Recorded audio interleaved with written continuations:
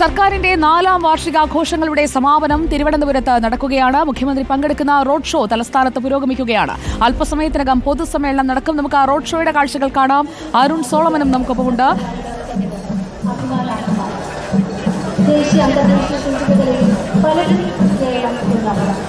Arun Solomon, സാധാരണ നമ്മൾ ഓണക്കാലത്തൊക്കെ കാണാറുള്ള ഒരു ഘോഷയാത്ര പോലെ അല്ലെങ്കിൽ അതിനേക്കാൾ മികച്ച രീതിയിലാണോ 4ാം വാർഷികത്തിന്റെ സമാപനം?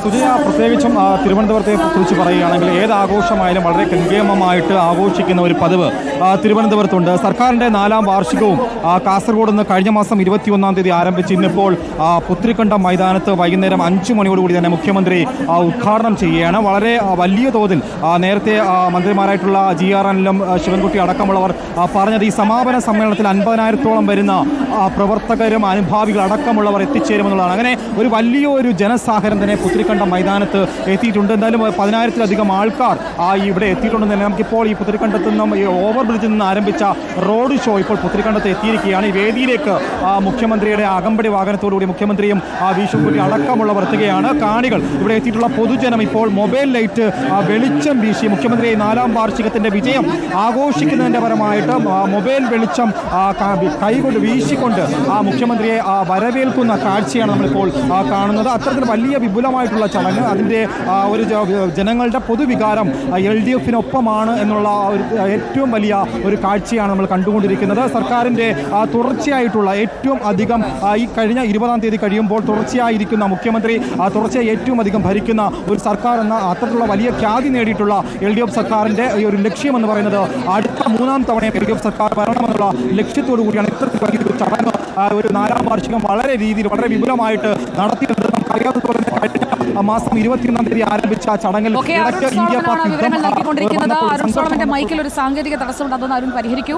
സമാപന സമ്മേളനത്തിനായി മുഖ്യമന്ത്രി ഇപ്പോൾ റോഡ് ഷോയായി തുറന്ന വാഹനത്തിൽ എത്തിക്കൊണ്ടിരിക്കുകയാണ്. എല്ലാവരും മുഖ്യമന്ത്രിയെ വരവേൽക്കാനായി എഴുന്നേറ്റ് നിൽക്കുന്നത് നമുക്ക് കാണാം. 4ാം വാർഷികം, അത് 10ാം വർഷത്തിലേക്ക് പിണറായി സർക്കാർ കടക്കുന്നു എന്ന പ്രത്യേകത കൂടി അടയാളപ്പെടുത്തുകയാണ്. തുടർഭരണത്തിന്റെ 9 വർഷങ്ങൾ പൂർത്തിയാക്കി 10ാം വർഷത്തിലേക്ക് കടക്കുന്ന 4ാം വാർഷികാഘോഷത്തിന്റെ സമാപനമാണ് പുത്തരിക്കണ്ടത്ത്. എല്ലാവരെയും കൈ ഉയർത്തി അഭിവാദ്യം ചെയ്യുകയാണ് മുഖ്യമന്ത്രി പിണറായി വിജയൻ. അരുൺ സോളമൻ, ഇപ്പോൾ കേൾക്കാമെന്ന് കരുതുന്നു, മേയർ അടക്കം മുന്നിലുണ്ട്. ഈ റോഡ് ഷോയായി വരുന്ന ഈ ഒരു ചടങ്ങ് അത് ഏറ്റവും വിപുലമായ രീതിയിൽ തന്നെ കൂടുതൽ ജനങ്ങളിലേക്ക് എത്തിക്കാൻ, അതോടൊപ്പം സർക്കാരിൻ്റെ വാർഷികത്തിനൊപ്പം പ്രോഗ്രസ് റിപ്പോർട്ട് കൂടി അവതരിപ്പിക്കുന്നുണ്ട്.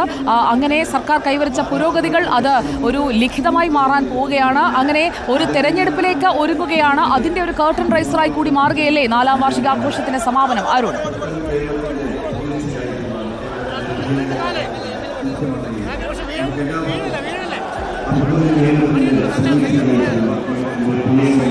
സുജയ, ഒരു സംശയവുമില്ല, അത് തന്നെയാണ് കഴിഞ്ഞ ഒരു മാസത്തിലധികമായി നീണ്ടുനിന്ന ഈ ഒരു മുഖ്യമന്ത്രിയുടെ ജില്ലകൾ തോറുമുള്ള എൻ്റെ കേരള മുഖാമുഖം പരിപാടി ഉണ്ടായിരുന്നു. അതിൻ്റെ ഇന്നിപ്പോൾ തലസ്ഥാനത്തെത്തുമ്പോൾ തന്നെ ജിമ്മി ജോർജ് ഇൻഡോർ സ്റ്റേഡിയത്തിലും അത്തരത്തിൽ സമൂഹത്തിലെ വിവിധ കോണിലുള്ള മനുഷ്യന്മാരുമായിട്ട് സംവദിക്കുന്ന അത്തരത്തിലുള്ള വിവിധ പരിപാടികൾ സംഘടിപ്പിച്ചുകൊണ്ട് ഈ 4 വർഷം സർക്കാർ എന്താണ് ജനങ്ങൾക്ക് ചെയ്തതെന്നുള്ള അവരുടെ പദ്ധതികൾ, പരിപാടികളെല്ലാം തന്നെ ജനങ്ങളിലേക്ക് എത്തിക്കുക എന്നുള്ളൊരു ലക്ഷ്യമായിരുന്നു ഈ ഒരു 4ാം വാർഷിക ആഘോഷത്തിലുണ്ടായിരുന്നത്. അത്തരത്തിൽ പ്രദർശന വിപണന മേളകൾ എല്ലാ ജില്ലകളിലും ഉണ്ടായിരുന്നു.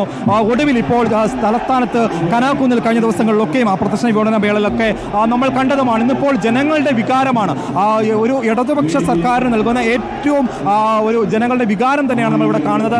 അതിൻ്റെ ശബ്ദവും മുദ്രാവാക്യം വിളിയും അപ്പോൾ എല്ലാറ്റിലും ഉപരി ജനങ്ങൾ മുഖ്യമന്ത്രിയെ, തങ്ങളുടെ ക്യാപ്റ്റനെ മൊബൈൽ വെളിച്ചം കൊണ്ട് വീശി വരവേൽക്കുന്ന ഒരു കാഴ്ചയാണ് നമ്മളിപ്പോൾ ദൃശ്യങ്ങളിലൂടെ കാണുന്നത്. മുഖ്യമന്ത്രി ജനങ്ങളെ അഭിവാദ്യം ചെയ്തുകൊണ്ട് ഏതാനും നിമിഷങ്ങൾക്കുള്ളിൽ ഈ പുത്തരിക്കണ്ടം മൈതാനത്ത് സംസാരിക്കും. ഈ സമാപന സമ്മേളനത്തിന് അധ്യക്ഷനാവുന്നത് റവന്യൂ മന്ത്രി കൂടിയായിട്ടുള്ള K. രാജനാണ്. അത്തരത്തിൽ വളരെ വിപുലമായിട്ടുള്ള ഒരു ചടങ്ങ്, അതിൻ്റെ ഏറ്റവും സമാപന വേളയിലേക്ക് എത്തി നിൽക്കുമ്പോൾ ഒരു ചോദ്യം പ്രധാനമായിട്ടും ഉയരുന്നത് ഒട്ടനവധി വിമർശനങ്ങൾ കഴിഞ്ഞ 4 വർഷക്കാലയളവിൽ അപ്പോഴും ഇനി പ്രോഗ്രസ് റിപ്പോർട്ട് അവതരിപ്പിക്കുമ്പോൾ മുഖ്യമന്ത്രി സംസാരിക്കുമ്പോൾ നമുക്ക് ഈ വാർഷികാഘോഷ പരിപാടിയിലേക്ക് തിരിച്ചു വരാം. അരുൺ സോളമൻ.